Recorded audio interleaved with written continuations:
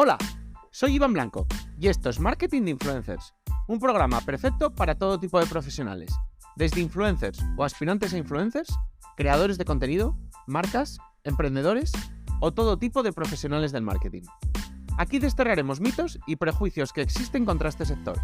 Explicaremos cómo llevar estrategias de marketing de calidad trabajando con ellos, hablaremos de temas de actualidad y, por supuesto, os ayudaremos a alcanzar el objetivo de ser influencers.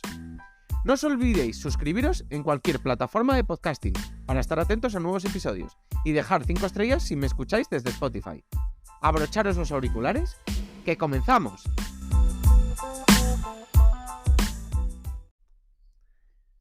Según el estudio de Amplify o Amplify, ya os dije que no sabía cómo pronunciarla y lo siento, pero sigo sin encontrar cómo pronunciarla. Yo creo que es Amplify, en el que hablábamos un poco del crecimiento del vídeo corto, tanto en Instagram como en general, y bueno, como sobre todo había crecido respecto al año pasado y respecto a, sobre todo, la diferencia entre los mega y macro influencers respecto a los micro y nano. Bueno, en este estudio también se hablaba un poco de los sectores que encajaban mejor o simplemente veían cómo sus números encajaban o aumentaban más en una estrategia de influencer marketing. Y entre todos ellos destacaban un sector que siempre ha sido muy controvertido y que deja claro cómo tiene que haber regulación y control dentro tanto del influencer marketing como del, digamos, el mundo de la publicidad a través de los influencers en este tipo de sectores, porque bueno, vemos cómo la gente está, digamos, más dada a según con qué sectores confiar más o, bueno, creer más en, digamos, en la opinión de los influencers. Este sector era el sector de la salud, que podían ser desde gafas hasta tecnología médica, hasta medicamentos, evidentemente, y todo tipo de productos que se vendan en farmacia. Este sector es muy peligroso, porque estamos hablando de muchos de esos artículos que pueden ser pelín controvertidos. Pero habla un poco de precisamente de ese poder que tienen los influencers y sobre todo, además, como en este sector los influencers han tenido bastantes problemas y en muchos países hay regulación, pues también es un sector poco explotado. Y también vemos como en un sector poco explotado, como cuando el influencer consigue hacer algún tipo de publicidad, como al no estar tan masificado, es decir, no hay miles de influencers día a día, digamos, anunciando, yo qué sé, cremas para el acné, como por ejemplo hubo en aquella polémica, pues es verdad que cuando un influencer recomienda una crema para el acné, la gente confía demasiado. Por eso tiene que ser regulado, porque en aquel caso, por ejemplo, de la crema del acné, esa crema, digamos, era un medicamento y digamos que se tenía que comprar bajo receta médica. Al final, el público en general conocemos pocos medicamentos, entonces si un influencer nos habla de X producto, nos fiamos e incluso debido a esto, pues digamos que posicionamos esta marca. Los datos eran los siguientes. Los influencers multiplicaban por 18 el alcance en este tipo de productos. Esto es una locura, estamos hablando de unos números altísimos. Y vemos claramente cómo es un sector que no está explotado y que habría que tener mucho cuidado si al final se encuentran vacíos para conseguir explotarlo, aunque creo que en España está bastante regulado. Pero es que hay más. A los influencers, cuando colaboraban con marcas de salud, su engagement les aumentaba por 5, más o menos. Frente a publicaciones tradicionales comerciales, no digo publicaciones orgánicas, sino publicaciones comerciales de otros sectores. Es decir, el engagement se multiplicaba por 5 haciendo publicidad de algo de salud frente a un maquillaje. Por ponerlo en perspectiva, en el otro sector que funciona muy bien en redes sociales, que es el sector del turismo, en este la cifra era también por 18 en el alcance, pero ya el engagement se reducía de 5 a 4,2, que son números muy altos, pero ya en un sector más débil frente a salud, y estamos hablando de uno de los sectores más fuertes y que mejor tracciona dentro del influencer marketing. En otro sector que tracciona genial, que es justamente el que mencionaba antes, el del maquillaje, el de belleza, vamos, en general, que estamos hablando posiblemente de uno de los 2-3 sectores más masificados dentro del influencer marketing, pero aún así de los que mejor funciona. El de multiplicar el alcance por 18 ya lo multiplicaba por 14. Estamos hablando de porcentaje inferior al 20%.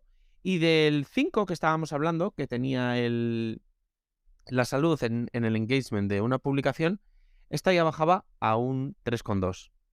Si ya en el turismo bajaba a un 4,2, en esto baja a un 3,2. Por tanto, estamos hablando de verdad como el sector salud es un sector que ha de controlarse, porque en este estudio no hablaban de toda esa controversia, pero hablaban de que era el sector, digamos, por explotar dentro del influencer marketing. Y está muy bien y se puede explotar en parte pues por gafas, lentillas, cremas, no sé, productos de, pues yo qué sé, por ejemplo, unas gafas con un filtro de luz azul para mirar las pantallas. Todo este tipo de productos encaja muy bien y estamos hablando dentro del sector salud. Incluso, bueno, dentro del sector salud siempre al final está muy cercano, pues bueno, nutrición, deporte, etcétera, etcétera. Por ahí muy bien. Pero hay que tener mucho cuidado porque, evidentemente, y lo que os decía, se nota como los medicamentos, al ser un producto que no es publicitado normalmente por regulaciones, también por peligro de cancelación, porque en el pasado a influencers que lo hicieron, digamos que les cayeron bastantes palos, pues es un sector que resulta muy atractivo para los seguidores. Y bueno, pues al final se ve como, pese a que a veces hay críticas, como la publicidad, tanto en redes sociales como en el resto de plataformas anteriormente se tuvo que hacer, ha de ser regulada y ha de tener pues unos límites. Igual que no se pueden anunciar determinadas marcas en la televisión a determinadas horas porque hay público infantil, pues hay que tener cuidado con esto y sobre todo en las redes sociales donde además segmentar públicos es imposible, puesto que la mayoría de menores están utilizando las redes sociales haciéndose pasar por mayores de edad a día de hoy. Y en el sector de los medicamentos estamos hablando no solo de los menores, estamos hablando de que por regla general, y he leído estudios y bueno,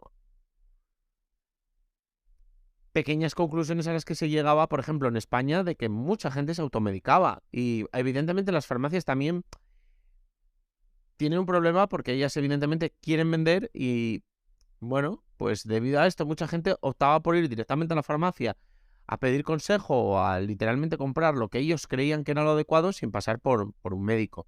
Y esto es muy peligroso, tanto la automedicación como el no, digamos, realizar el camino lógico, que es, por supuesto, antes acudir a un médico. Y bueno, pues en el pasado los influencers, pese a las críticas, muchos cayeron en este tipo de anuncios y anunciaron cosas que muchas veces yo creo que fue por desconocimiento, como en aquellas toallitas para el acné, que yo creo que no eran conocedores de que al final eran un medicamento y de que se necesitaba prescripción médica. Creo que no eran conscientes y bueno, pues digamos que debido a ello, pues se vieron un poco, digamos, en el ojo del huracán y bueno, se vio claramente como había un vacío legal. Se tuvieron que retirar además, por ejemplo, vídeos de YouTube. España solicitó que se retiraran vídeos de YouTube de medicamentos. Y bueno, pues se puso un poco el foco en ello y bueno, la verdad es que hubo bastante polémica y en este país todo ese tema fue tratado. Pero, por ejemplo, este estudio de Amplify era a nivel mundial y pues estoy seguro de que en muchos países, seguramente, por ejemplo, en Estados Unidos, el sector salud está menos regulado. Y al estar, me refiero a la parte de la publicidad del mismo, porque yo allí, cuando he acudido, pues he visto medicamentos en los supermercados. No sé qué nivel de medicamento, porque tampoco soy experto en el tema, pero sí que los he visto.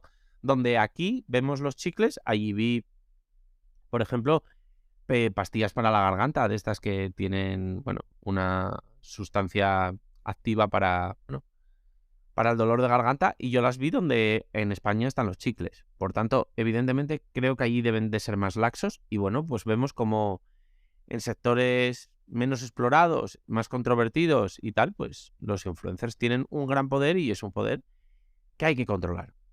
Así que nada, esto es un poco mi opinión. Os escucho, me gustaría saber qué pensáis y bueno, ya sabéis, hola @marketinginfluencers.com. y nos vemos en el próximo episodio. Adiós.